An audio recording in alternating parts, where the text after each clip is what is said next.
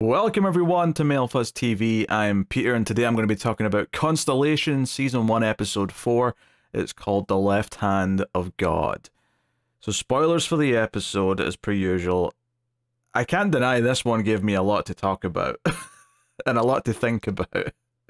The rabbit hole of the core mystery or the core like science fiction that's going on is definitely like taking shape and leaving all these teases and extra little tidbits of what the rules of it might be, and that is definitely getting interesting. I still have a sort of disconnect to like actually just watching the show though, in a weird way. Like I'm not really into the characters all that much for whatever reason. There's something just quite not clicking where I'm just like super into it. It's like it's got all the pulp theorizing that Lost maybe did, but I enjoyed watching Lost way more, if that makes any sense. But anyway, there was a lot of juicy stuff to get into in this episode. A very ominous final shot as well, which I think was more symbolic than a hint that there's going to literally be a demon. Or more specifically, a changeling, which is something that came up during the episode when they were looking through Alice's old books. The idea that to Joe, this Alice would seem like a changeling, because a changeling is like a demon that basically steals a child, but then pretends to be that child, so it's not really them anymore. So you can see how that would appear that way symbolically to Joe, and even to Alice herself about her mother. But this had a lot of interesting things to talk about. I guess I'm a little almost just confuddled about where I should even start because there were so many details to dive into. I mean, let's start with the fact that Joe from this universe who's not come back, because right.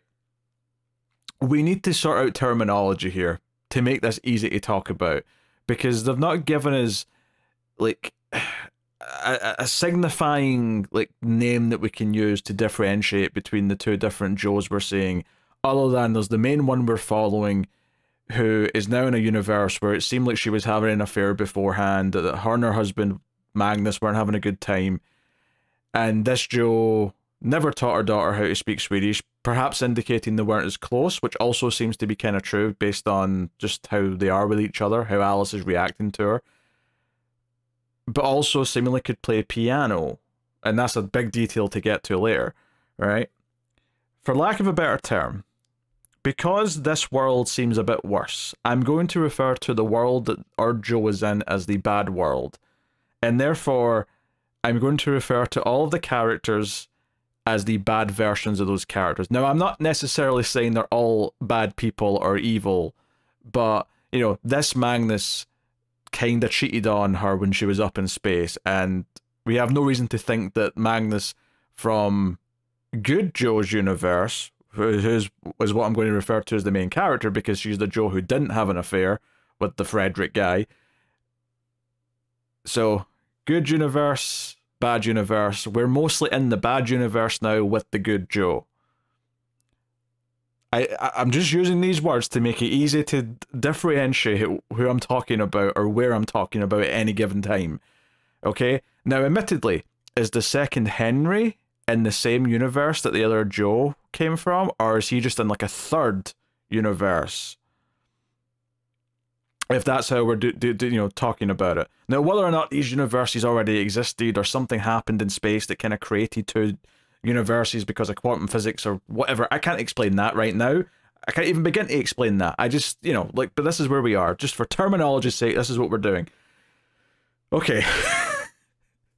So it seems like Bad Joe, first of all, had an eye injury, right? There's moments in this episode where Good Joe like holds her hand over her eye like she's feeling something like a phantom pain or something. We get a quick glimpse of Bad Joe, who seemingly never came back down from space. And this maybe kind of ties into when I said back in like episode 2 that Joe from another universe maybe hit the button inside the space station. And certainly our characters in this episode seem to kind of maybe jump briefly to other universes. I'll talk about that. but she clearly is holding her eye several times like there's a phantom pain. And we see glimpses of this other Joe, of Bad Joe, with a bandage over an eye, and seemingly she never came back. She stayed up in space, and that's further emphasized later when Alice, who also, I don't know if I described this properly last time with the whole thing with the bunny. I complained about how bad the scene was where she was fighting with her friend, but I never really kind of went into the fact that she saw the bunny get stomped on and become dirty, and then it was fine, implying that what she saw the first time was a glimpse of another universe. It was like the other version of her friend doing that. But this is made even clearer this time because she clearly sees the other world. She sees the good world, because in the good world, Joe seemingly never came back. Now, what they don't know, of course, is that good Joe did come back. She just came back to the wrong world. Which actually made the scene where Alice sees the funeral and sees the photo of Joe really kind of sad, because this is actually her mother she's seeing the funeral for. So it's not in the right universe, but this is her mother who died. Her actual mother died, seemingly. So, we've got that going on. I feel like I'm just going to lose my own mind and need my own lithium. Just try to describe and break down what's going on here. Right, so that's point number one. Bad Joe, who did a good thing, seemingly, but at the end, by sort of saving good Joe, but not knowing, of course, that she was sending good Joe to her own bad Earth. But that's fine. Seems to have died, had an eye injury, right? The other astronaut seemed to live, because he was at the funeral, and also explains why good Joe was seeing him at the cemetery, you know, before with the crutch, right? The idea that he's the one that came back instead, for whatever reason. So very good, right? And it makes sense that there's a divergence there, even though the universes were clearly different before the Cal turned on in space. But it makes sense there's a divergence when he was the one operating it, that in one universe he got pinned in the arm and that led to his death, but in the other universe that didn't happen and he seems to be fine. In fact, maybe it was Joe's eye that ended up getting injured somehow instead. But that's point number one. I'm still on point number one. I'm 7 minutes into this recording. I'm still on point number one, god damn it. Point number two. Let's just stick with Joe for now. Okay, let's stick with good Joe. Good Joe is back at home, right? She pointed out the car being a different color in the last episode. A big thing in this episode is that there's a piano. And she clearly looks at it like, why is there a piano here? I don't play piano. But she's kind of looking at the sheet music thinking, I'm getting a twitch here, there's something going on. And obviously it's much later in the episode, but just to sort of stick with this one element just now, is that when she's alone later, she actually chooses to sit down. And this is very, very interesting because this is a concrete new piece of information, right? You could argue that everything else we're doing with the universe hopping and visions of the other universe and like them bleeding together, you could argue all of those are kind of still the same kind of thing. I think this is definitively something new, is that she sits down and almost as if through just kind of like, again, phantom muscle memory, is able to play the piano. She's sort of like scared that she can do it. It's clearly a surprise to her, but she's reading the sheet music and she's playing the piano. So on some level, it's almost like she's in the other one's body somehow. Well, that wouldn't explain reading the sheet music, I suppose. But it's almost like there is some kind of tangible link. Like, the universes truly did split apart, and like there's all these changes. Like, on some level, maybe they were all merged at one point. But the entire... It's not just that they diverted, like a branching path. It was more like everything both before and after the experiment split into two distinct versions, kind of, or something like that. But interesting detail. Joe goes to see a therapist who tells her, you're seeing these visions, you're feeling this way, it's PTSD, I'm going to give you some medication. This is right after, by the way, we've already seen Henry write stress, trauma, lithium-7, death in space on the board, right, on a whiteboard in one of the rooms at the space agency in Germany. And I think I forgot to bring this up last episode, but I did notice in last episode that Boat Henry, for lack of a better term, Boat Henry was popping these pills that looked just like the pills that Joe had been given in episode 3 as well.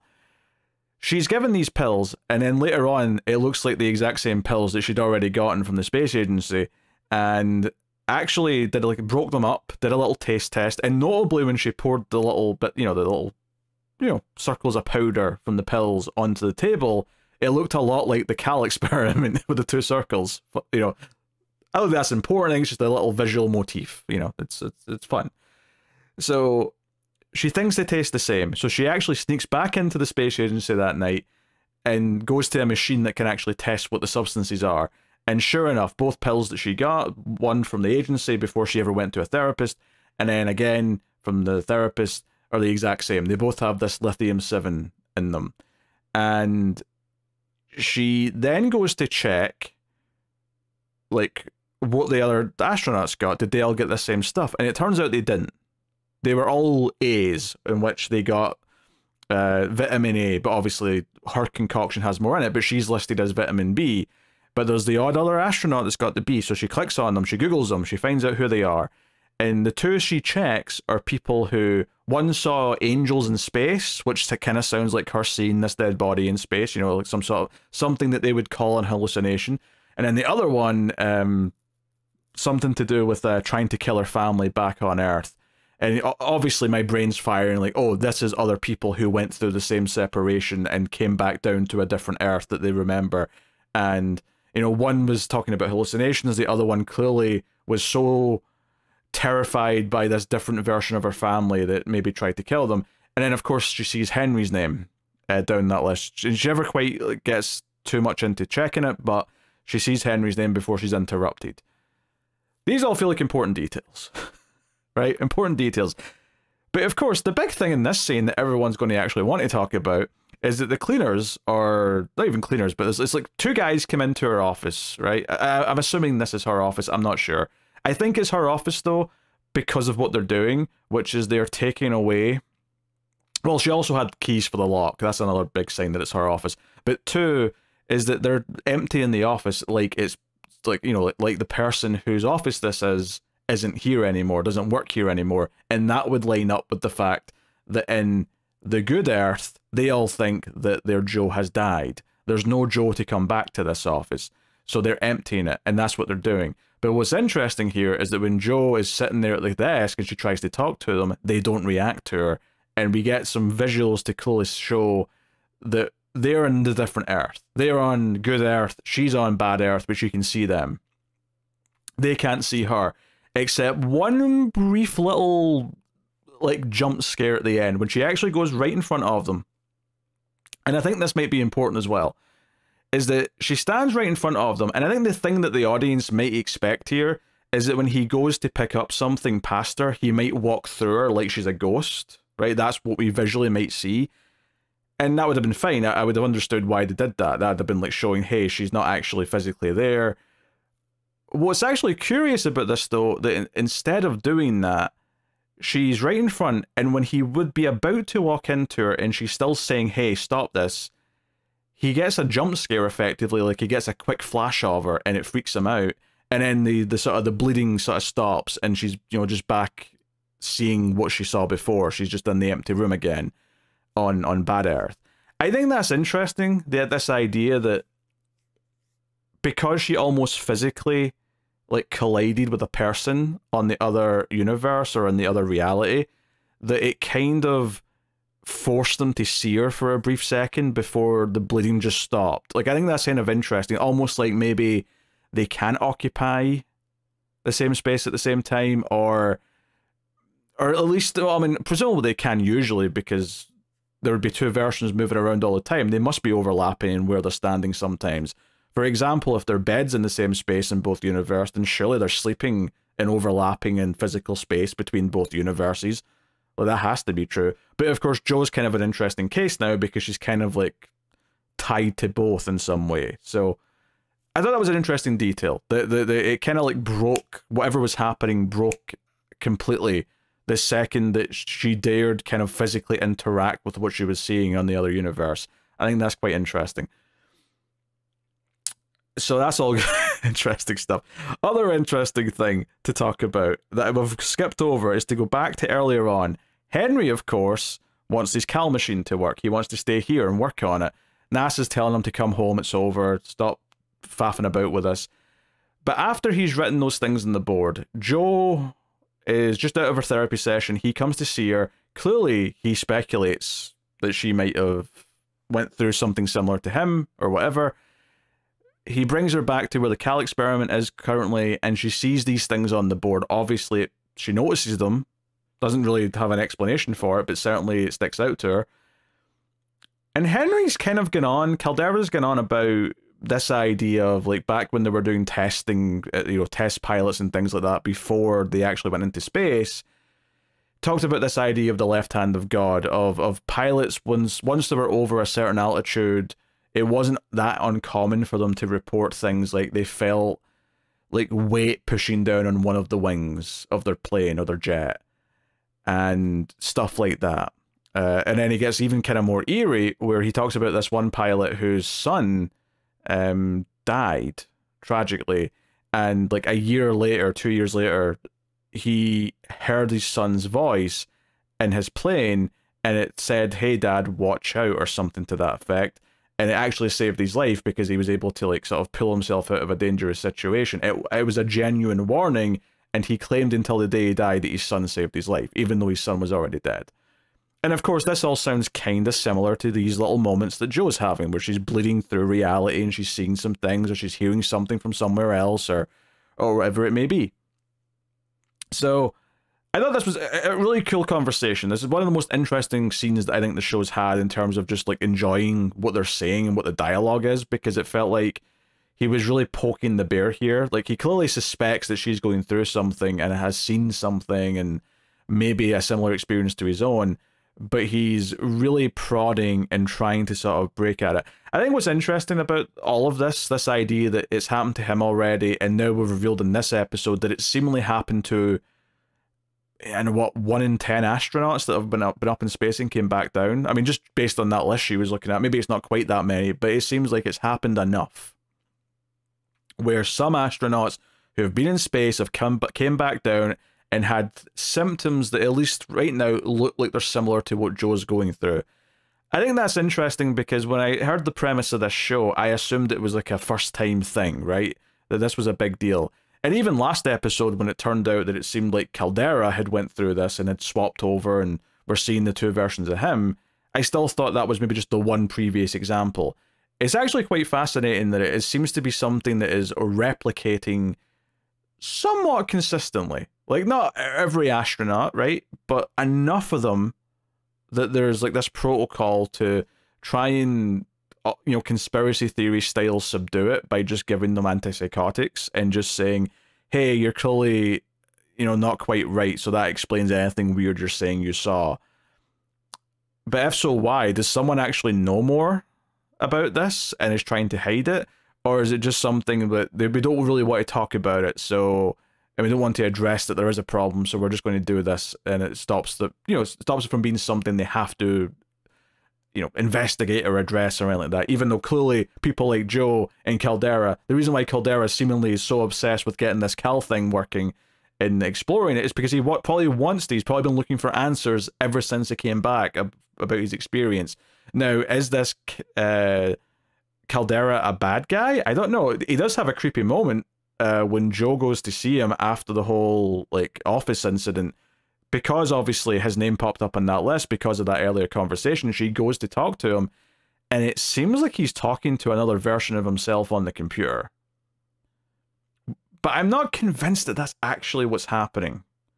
Or, at the very least, because the final thing he says where he turns to her and says, "Curiosity killed the cat," all creepy like a horror movie, it felt a little out of character. Like, while a lot of the things she's been seeing are starting to feel like they make some sense based on the rules of how the two realities are sort of bleeding together, and she's seeing things from the other one and whatnot, some of that stuff is actually starting to make some sense, at least in terms of consistency. This moment, though, felt like it was just like a creepy dream sequence moment, and I don't know if that's just because we don't have enough context for this particular thing yet, but it felt almost out of character for him to get all weird like that.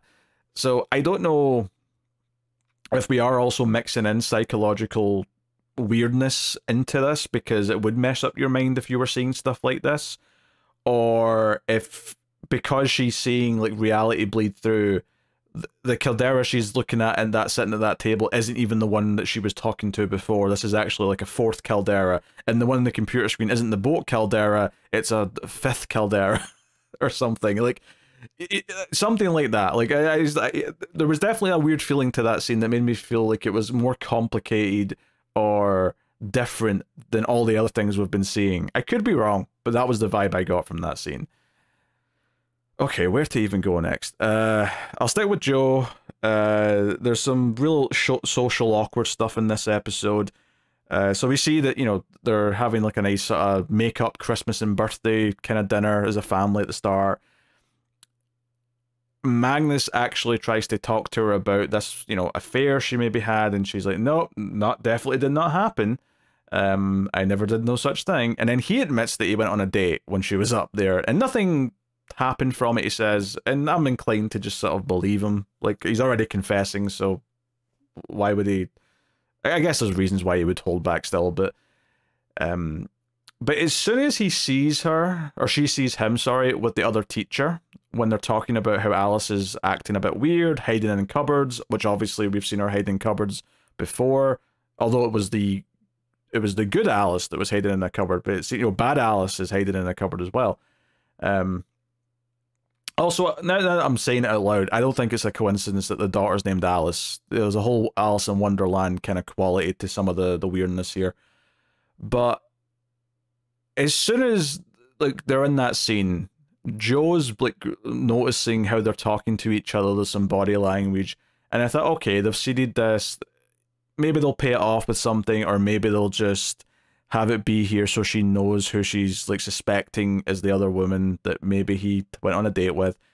Obviously, it does pay off later in this episode in the most cringe-inducing possible way, where she's given like a talk to the students. Jo is in the class. She's doing like a whole, hey, I'm an astronaut. I'll talk to the students and be a big shot. My daughter's in this class. And she basically gets so paranoid and jealous as Magnus and this teacher are talking to each other and kind of smiling at the back of the class while she's answering the students' questions, that she just blurts out, was it her? Was it her, Magnus?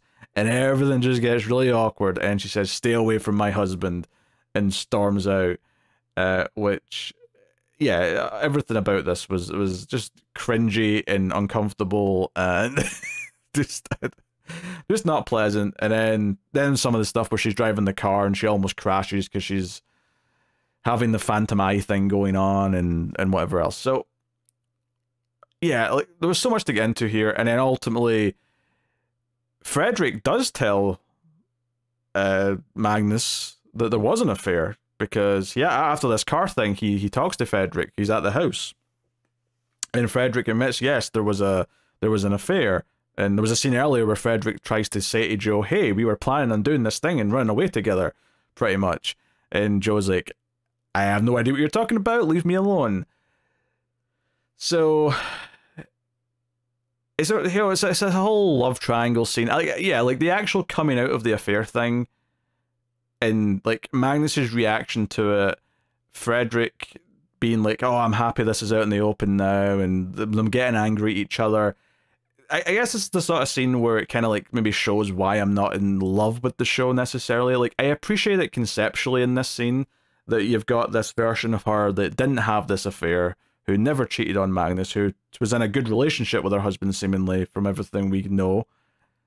But then obviously, to these two guys, these things all did happen, right? The world that they remember, all these things did happen. So I appreciate conceptually the idea of this all coming out, and the conflict, and the frustration we're supposed to feel on her behalf, that she's telling the truth, that she didn't do these things, but she has to somehow live in this world now where they think she did. But I never really quite enjoyed the actual conversation of it coming out. And I don't know. I don't know if it's down to just like sort of casting. I don't know if it's just because maybe I just don't feel like James Darcy has chemistry with Noomi Rapace. I don't know how to pronounce her name. I'm sorry. It's not Rapace. I'm sure it's not Rapace. Anyway, maybe it's just like I don't feel there's chemistry there. Maybe it's, I don't know. There's something not quite clicking on that level. I mean, admittedly, now we won't have to have many scenes with them together because he dies. Well, I mean, he's not confirmed dead, but I'm pretty sure he's dead. This probably ties back into why there was police on the way to try and find Joe at the end of the snow stuff at the end of the last episode. They're probably looking for her because Magnus is lying dead in the house. Assuming that it's that soon in the future, but it kind of feels like it might be based on just everything we've seen so far. But yeah, she just kind of, shoves him and he, bangs his head off the corner of the table or whatever it is, and probably is dead, if not dying. So, and yeah, the future stuff actually, to talk about that, instead this was more interesting than it has been, both the start and the end, because it wasn't just the same sort of like dreamlike kind of thing. It seemed to be that the opening of this episode was good Magnus bringing good Alice to this cabin in the snow, presumably where good Joe found her real daughter, good Alice, in like episode 1 and 2 when we were doing all that stuff, when she found her in the cupboard.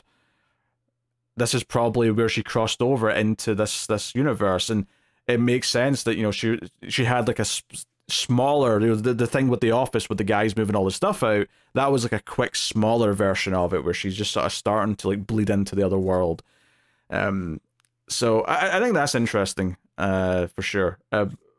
But that seems to be because the good Magnus says to Alice in the opening scene that you realize we're never going to see Mum again, and that sounds like he's saying that because she's died, right? And I think it makes sense that if it lines up with when Joe took bad Alice in the bad universe to the cabin, that it's a little bit in the future.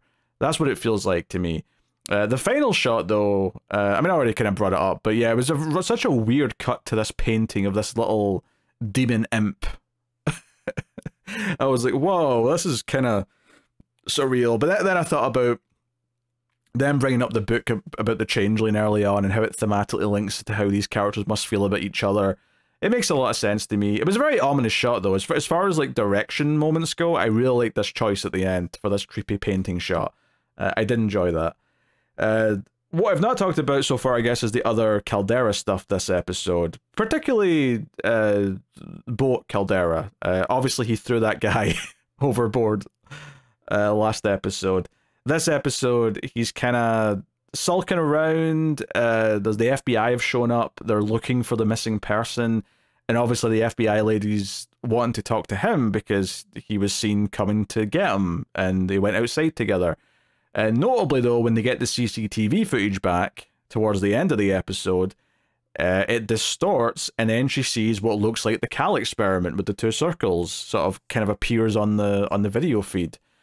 So, I don't know if like Boat Caldera or Boat Henry, if he like intentionally distorted things, or if it's a case of like his heightened emotions are causing like distortions in reality, and that kind of inadvertently saved them by like not recording the footage. It kind of plays in though to the Cal experiment and how regular Caldera, how he keeps seeing these results that no one else can. It kind of feeds into that whole observer thing that he's talking about a little bit, that we know what happened. It definitely happened. He threw this guy overboard, but like none of the cameras seemingly have been able to record it. Like it just as far as the tech is concerned, it never happened. It never existed. So I think that maybe plays into that stuff a little bit. He also throws his pills in the water after he has a phone call with someone. I can't remember who he called, but he throws the pills in the water, which maybe suggests that he's going to have more reality bleeding. If those pills suppress it, and seemingly that might be the case, then maybe he's going to have more reality bleeding style moments. I don't know. Maybe even the alcoholism that he seems to have is also tied to that. Like maybe it suppresses the medication, or maybe it further warps his reality in some way. I don't know. But I mean, like, I can't deny that the plot's mysteries and the mythology and how it all works is absolutely more interesting now. Like, this was absolutely the most interesting episode to me in terms of, like, digging into all the little details. And I kind of glossed over the funeral scene even, where, you know, Alice comes downstairs and she sees this funeral for what is technically a real mum on the other universe. Like, that was a really good little moment. And the speech from Caldera about the left hand of God I thought was really good. Kind of like poking Jo into maybe admitting that she's seen something or feels something. I feel like, and I think that's kind of why I wasn't feeling like either the whole curiosity killed the cat moment was either real or it was the same Caldera, because I feel like the regular Caldera wants her to get curious and wants to, like, talk to her about it and maybe further things. Oh, actually, the other thing I've not talked about is the tapes. Yeah, so the tapes she was listening to in episode 1, we see her get those here in this episode. They're sent to her mysteriously. And they seem to show recordings of Irene, but the one who died in space. In theory, the dead cosmonaut she saw, that Jo saw in episode 1. You know, last episode we kind of got a little tease that maybe that literally was Irene in the good universe. Irene in the good universe died in space, and it was her body, or no, maybe in the bad universe? No, it must have been the good universe. I'm getting confused. But either way, whatever universe Irene wasn't in, that dead version came over and did this, right? And it caused the whole tragedy. All right. Which does actually, it's interesting that a previous astronaut who might have went through, now we don't know if Irene went through any, like, wonky reality stuff, because after all, there's other astronauts who have died in one version of reality but not in the other, who isn't going through what Jo went through. So I'm not saying she did go through that, but it's interesting that someone tied to other astronauts, and presumably maybe one of these events in the past, actually ended up causing the disaster when the Cal experiment turned on in the start of the show. It makes me think that on some quantum level, all of it's a big tapestry that's connected, but that's a whole other thing to get into. But anyway, it seems to be these recordings of this cosmonaut talking about things going wrong, and it's kind of like a hint that, you know, she was up there, that something did happen. And that's the other reason why maybe, you know, the snow stuff takes place soon after this timeline-wise, is one, it feels like maybe she goes on the run with Alice right after this accident with Magnus. I don't know how quickly. Could be the very start of next episode. It could be sort of thing where she tries to help him for a while first. I don't know. But also this idea that she's still listening to these tapes and this little cassette recorder to try and hear what was going on. It maybe suggests that she was still listening to it, you know, because she hadn't listened to it all yet. She could have been re-listening to it, of course, but, you know, it would seem to line up if we do go down that path next time. Okay, I think that's everything I wanted to talk about. But it is notable that in this show, like, because most shows I'll talk about character drama and motivations and, like, what's motivating them to do the next thing and the themes of the show and all that. With this show, I'm talking purely about how the science fiction's working and the clues we're getting that it might all fit together at some point eventually. Because that's what's interesting here. The raw drama of it's not quite clicking yet. Maybe it will, maybe it won't. I don't know. I'm definitely enjoying the thrills of figuring shit out though. So I'll see you for episode 5 next week. Thank you for joining me. I always appreciate it. You can, of course, hit the like button. It helps out a bunch if you do. More people find the content in the channel. You can support financially, of course, over at patreon.com/MailFuzzTV. Get some bonuses for your trouble. But thank you very much once again for joining me. I always appreciate it. Keep watching TV. Have you got any vanilla?